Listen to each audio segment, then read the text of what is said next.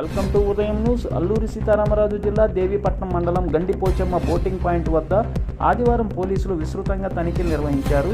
దూర ప్రాంతాల నుండి పాపికొండల విహారయాత్రకు వచ్చిన పర్యాటకులను తనిఖీ చేస్తుండగా వారి బ్యాగ్స్లో మద్యం బాటిల్ పోలీసులు కంటపడ్డాయి. అయితే పర్యాటక బోట్లలో మద్యం అనుమతి లేదని పోలీసులు చెప్పడంతో ఆ పర్యాటకులు 3 ఫుల్ బాటిళ్లను పోలీసుల ముందులే బద్దలగొట్టారు.